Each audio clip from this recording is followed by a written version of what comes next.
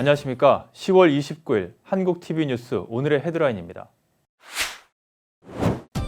오늘부터 LA국제공항 터미널 앞에서 우버와 리프트 그리고 택시의 탑승객 픽업이 금지되고 픽업존이 1번 터미널 부근 스카이웨이와 월드웨이 사이로 변경됐습니다.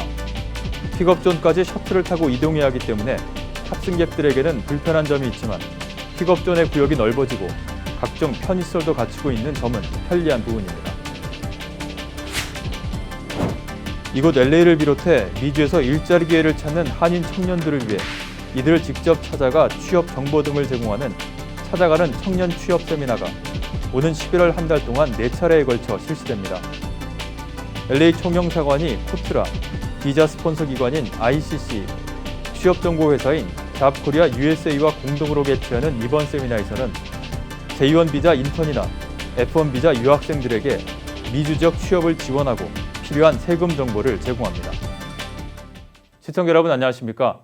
한인 사회 소식을 정확하고 발빠르게 전해드리는 한국TV 뉴스입니다. 오늘부터 우버와 리프트 그리고 택시의 LA국제공항에서의 픽업이 금지됐습니다. 이 때문에 LA국제공항으로 입국한 여행객들은 셔틀을 타고 새로운 픽업존으로 이동해야 해서 당분간 혼란스럽고 탑승객 입장에서는 이동에 따른 불편함이 초래됩니다. 하지만 새롭게 변경된 픽업존은 기존 터미널 앞 픽업보다는 덜 번잡스럽고 편리한 점도 있습니다. 이수연 기자가 공항을 다녀왔습니다. LA 국제공항의 새로운 우버와 리프트 그리고 택시의 탑승객 픽업존이 29일부터 변경됐습니다. LA 국제공항은 이달 초 예고한 대로 29일 새벽 3시부터 우버와 리프트 그리고 택시의 탑승구역 이른바 LAX 이트를 터미널 1부근 동쪽 스카이웨이와 월드웨이 사이로 변경했습니다. LA 국제공항으로 입국한 승객들은 앞으로 셔틀을 타고 새로운 픽업존으로 이동해야 합니다. 변경사항은 픽업만 해당되는 것으로 탑승객 드랍오프는 이제까지와 변동이 없습니다. LA 국제공항 측은 공항 이용객을 대량으로 수송할 수 있는 교통수단 혹은 전철시설 구축을 위해 공항 중심부에 대공사를 예고했습니다. 공사로 인한 혼잡을 방지하기 위해 그동안 터미널 앞에서 이뤄졌던 우버와 리프트 그리고 택시 픽업존을 바꿈으로써 공항 중심부의 교통량을 줄인다는 목표입니다. 공항 관계자는 도착장 각 터미널마다 안내 요원을 배치하고 3분에서 5분 간격으로 셔틀버스를 제공하는 등 LAX 이트까지의 빠른 이동을 위한 시스템을 구축해 놓은 상태라고 전했습니다. Now the free shuttles are great because the free shuttles are going to arrive every 3 to 5 minutes and they're going to have a dedicated bus lane. Or if you want to stay around for a little bit, we're going to have 3 different food trucks. We've got restrooms, we have charging stations. We're trying to make it a great experience for people, but also very convenient and efficient. 당초 도착장 터미널 사이마다 위치했던 탑승구역을 터미널에서 떨어진 부근으로 옮겨 공항 이용객들이 번거롭고 혼란을 겪을 것이라는 우려가 일고 있지만 궁극적으로는 LA 국제공항의 혼잡한 교통을 다소 해소해 줄 수 있을 것이라는 기대도 있습니다. 한국TV 이수연입니다. 그동안 한인 구직자들을 위한 취업 박람회가 LA에서 여러 차례 열렸었는데요. 이번엔 취업 지원이 필요한 한인 청년들을 민관이 직접 찾아가는 취업 세미나가 11월 한 달 동안 4차례에 걸쳐서 실시됩니다. 미주에서 취업을 희망하는 유학생들에게는 취업 정보를 제공해주고 현재 미주에서 일하고 있는 J1 비자 인턴들에게는 취업과 연관된 각종 정보를 제공해 애로사항을 해소해주자는 취지입니다. 정현호 기자가 보도합니다. LA 총영사관이 코트라와 비자 스폰서 기관인 ICC, 취업 정보회사인 잡코리아 USA와 공동으로 다음 달 1일부터 4차례에 걸쳐 미주에서 취업을 원하는 한국인 청년들을 대상으로 찾아가는 취업 세미나를 개최합니다. 대상은 J1 비자로 미국 기업에서 인턴을 하고 있거나 F1 비자 유학생으로 인턴에 관심이 있는 청년들로 이들의 미주 지역 취업을 지원하기 위한 것입니다. 전문가의 강의와 취업자의 경험 공유를 통해 해외 취업의 궁금증을 해소하고 취업 지원 기관과 구직 청년들과의 네트워크를 구축해 애로사항을 정치해 취업 지원 정책을 개선하자는 취지입니다. 이민법이라든가 여러 가지 취업 노하우라든가 그런 이제 구직자분들이 궁금해하시는 내용에 대해서 전문가분들이 와서 설명도 해주시고 유학생들의 경우 OPT 심사가 점점 까다로워지면서 스템 전공이 아닌 문과 계열 졸업자들이 H1B나 영주권을 받기가 점점 더 어려워져 어느 때보다 취업 전략과 정보가 필요한 상황입니다. 그 교통편이라든지 차편도 없고 그다음에 학교가 멀어서 공부하고 하시는 분들이 이렇게 시간을 내서 이렇게 오기가 쉽지 않거든요. 그래서 물어보기도 힘들고 그래서 저희하고 그냥 총영사관하고 같이 해서 학교나 학교 주변을 찾아가서 그분들한테 취업 동향이라든지 아니면 뭐 비자를 요즘 비자 문제가 많으니까 비자를 어떻게 준비해야 되는 건지 이런 거에 대해서 저희가 세미나를 준비하고 있습니다. 비자 스판서 전문기관인 ICCE에서는 이번에 찾아가는 취업 세미나에서 현재 미주 지역 업체에서 근무하고 있는 J1 비자 인턴들에게 세금 관련 궁금증도 풀어줍니다. 이번 찾아가는 취업 세미나에서 인턴분들이 많이 질문하시고 걱정하시는 본인들의 세금 관련된 문제, 그리고 내년 초에 진행이 되어야 되는 연말정산이라, 한국은 연말정산이라고 하죠. 미국은 텍스 리턴이라고 하는데 텍스 리턴 관련된 부분들에 대해서 좀 안내를 드리고 한국과 미국의 차이점에 대해서 간단히 안내를 드릴 예정입니다. J1 비자 인턴에 대한 미주 한인 업체들의 고용 기회는 점점 늘어나고 있는 추세입니다. 저희 쪽으로도 문의가 많이 오고 있습니다. 예전에 비하면 정말 늘어나는 추세인 건 맞는 것 같은데 반대로 이제는 학생분들이나 이제 미국에서의 J1 인턴 취업을 희망하시는 청년분들이 예전보다는 조금 더 여러 나은 조건을 기대하고 있으셔서 요즘에는 기업보다는 우리 지원자, 참가자분들의 니드에 조금 더 포커스가 맞춰지고 있는 추세인 것 같아요. J1 비자 인턴을 위한 세미나는 1차는 11월 1일 저녁 6시 30분 타운내 용궁식당에서, 2차는 11월 20일 저녁 6시 30분 가디나에 있는 신라식당에서 개최되며 참여 신청은 event@icce.usa.com에서 하면 됩니다. F1 비자 유학생을 위한 세미나는 1차는 11월 25일 저녁 6시 30분에 칼폴리 포모나에서, 2차는 11월 26일 저녁 6시 30분에 UC 샌디에고 인근에서 개최되며 참여 신청은 info@jobkoreausa.com에서 하면 됩니다. 한국TV 정현호입니다.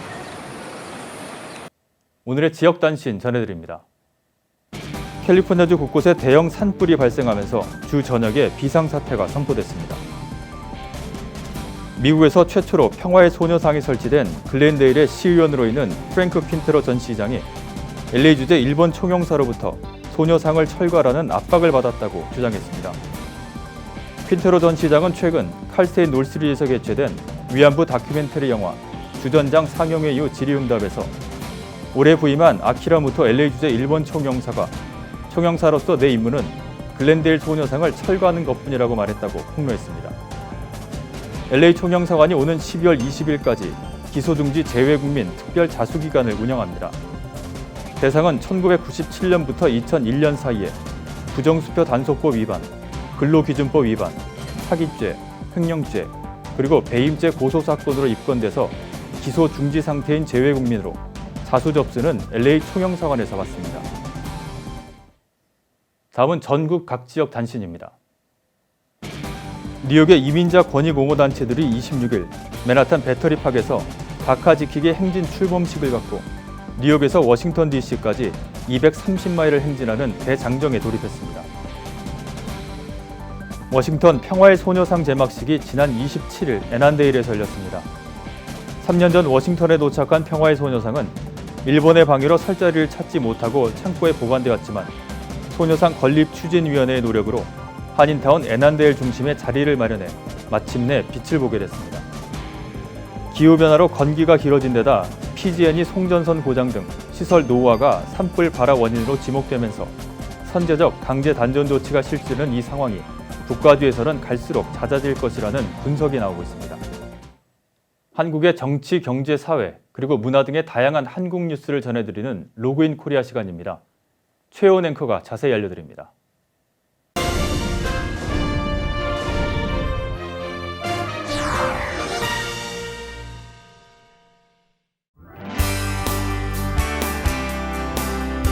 한국내 이슈를 만나보는 로그인 코리아입니다. 먼저 첫 번째 뉴스입니다.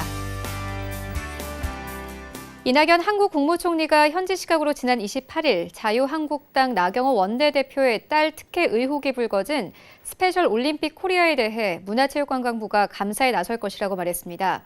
이날 국회 예산결산특별위원회 종합정책 질의에 참석한 이 총리는 스페셜 올림픽 코리아가 평창 동계 스페셜 올림픽 조직위원회 청산 후 발생한 잉여금을 불법적으로 서울 논현동 사업 매입자금에 썼다는 지적을 받자 이렇게 답했습니다.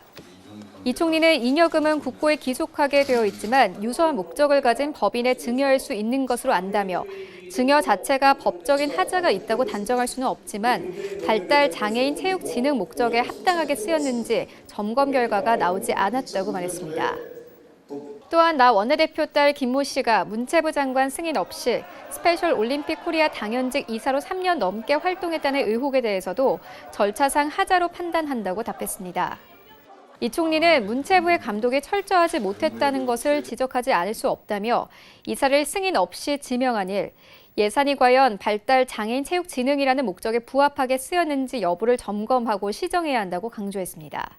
이어 나 원내대표에 대한 수사 의지가 보이지 않는다는 지적에 대해 검찰이 수사와 관련해 어떤 사건은 신속하게 요란스러울 만큼 조사가 이뤄지는데 어떤 사건은 감감무소식이라는 문제 제기가 끊임없이 이어지고 있는 것으로 안다며 그런 문제 제기가 되지 않게 법과 원칙에 따라 수사해 주길 바란다고 언급했습니다. 한편 이를 두고 한국당 정점식 의원이 총리가 검찰이 설명할 의무가 있다고 한 것은 수사 가이드라인을 제시한 것이라고 반발하자 이 총리는 국민의 문제 제기가 있다면 검찰이 아니라 어느 기관이라도 설명할 책임이 있고 그래야 신뢰를 사는 것이라고 말했습니다.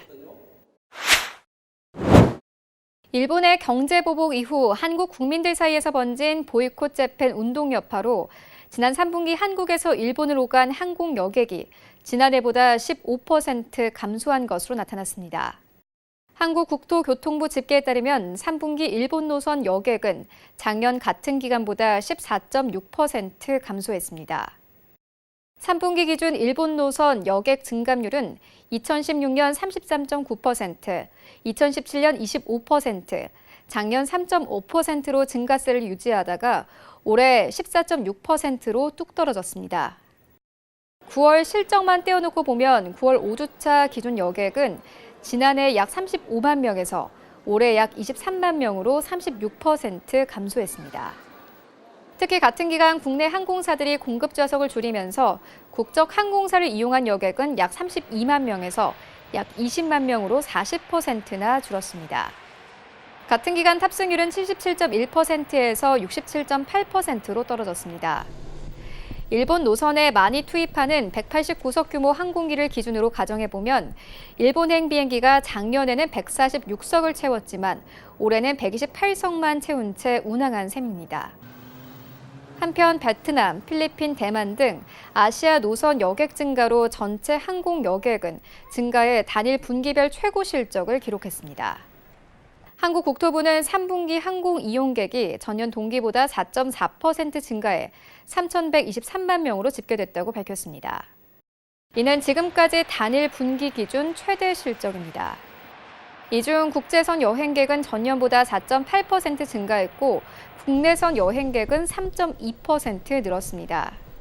국제선 여객 증가는 여름방학 및 휴가, 추석 연휴 등 계절적 요인에 따른 영향이 컸고 저비용 항공사의 공급성 확대와 여행객 증가 등이 영향을 미친 것으로 풀이됩니다.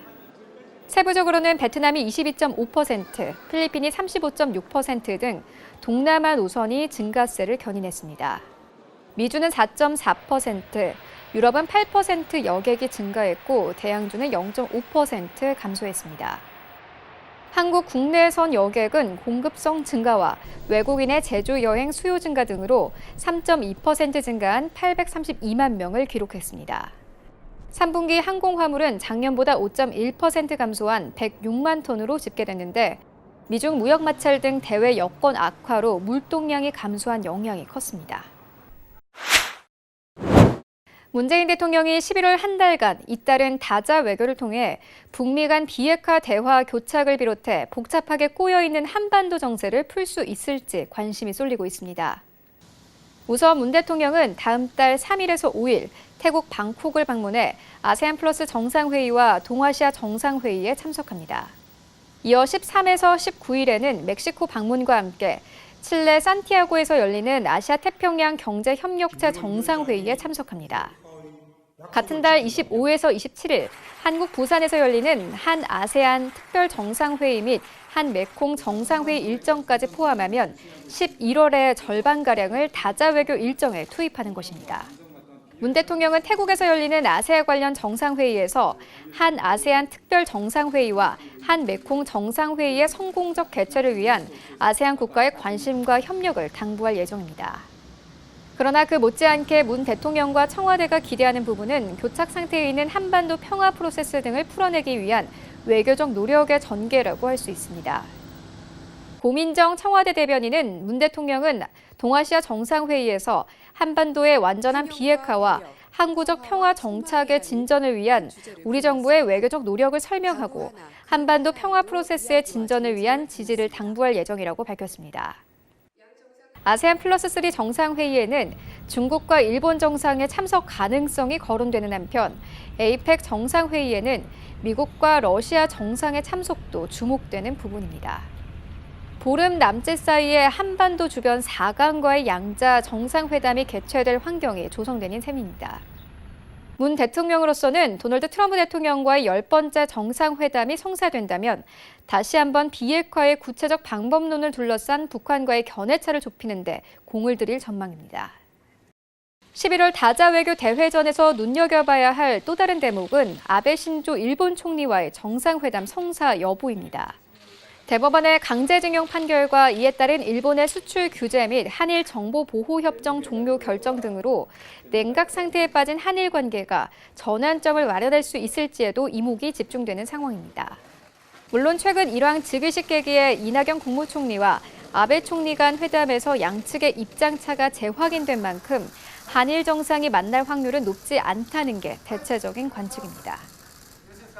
네, 오늘 저희가 준비한 소식은 여기까지입니다. 캘리포니아 주간 날씨 전해드립니다.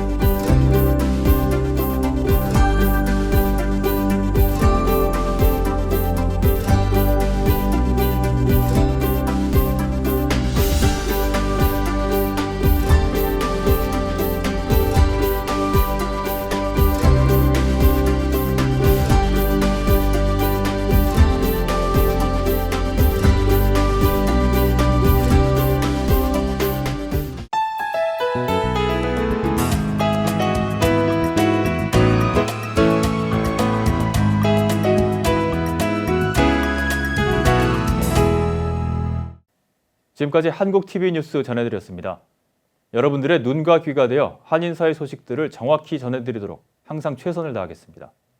시청자 여러분, 감사합니다.